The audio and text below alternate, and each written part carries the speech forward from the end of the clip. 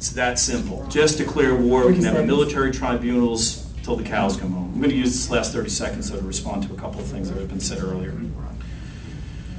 It's naive and dangerous. Again, I'm going to read the rest of this in a little bit, but I want to read the list of names again. Michael Savage, George Will, Tony Blankley, Dan Aurorabacher, Tom McCLintock. These are people, does anybody who holds this position naive and dangerous? Are they all naive and dangerous? I would say I would question that everything. So it's just me who's naive and dangerous? No. I would say that I know Dana Rohrabacher's positions on things, and I would say that I don't think they agree with all your positions. Oh. I will look it up. I do not. Somebody else asked me a foreign policy question. I got something I want to read to you. Let me take this question here because you mentioned Judge Napolitano. I didn't see the interview, but it says, I saw your interview with Judge Andrew Napolitano.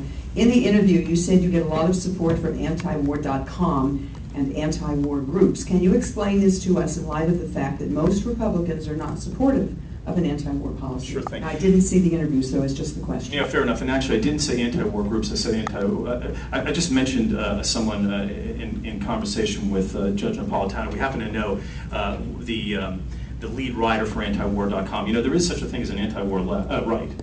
Pat Buchanan would be one of those people. In fact, he's a chief contributor to antiwar.com. Well, and I'm very aware that Ron Paul believes that the anti-war left Is and this the my right time? should. I'll wait my turn. I'm sorry. I'll wait my turn.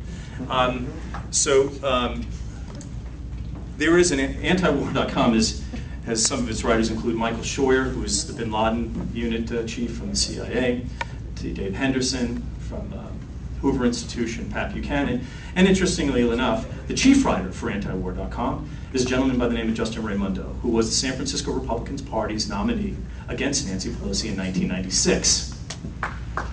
And keep in mind that he ran against Nancy Pelosi, and the party supported him wholeheartedly because they questioned her vote to support the bombing of Bosnia and Belgrade.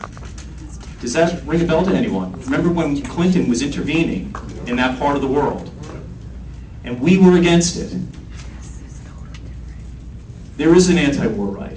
It's based on strong conservative fiscal values. Robert Taft didn't even want to be in NATO. There are strong reasons to do it, and I want one more foreign policy question because I got to read this whole thing, and then it should clarify every single question that we have about where Dan Aurorabacher and Tom McCLintock and the rest of the crew stands, not to mention the rest of the Republican caucus in Washington, D.C. Okay, thank you. Will you respond to that, please? About the anti-war groups. Definitely. Again, I can just say that on this John Dennis Exposed site, we hear him talking about reaching out to left-wing groups and the anti-war left. I ran against Nancy Pelosi and Cindy Sheehan last time, and I met the anti-war left.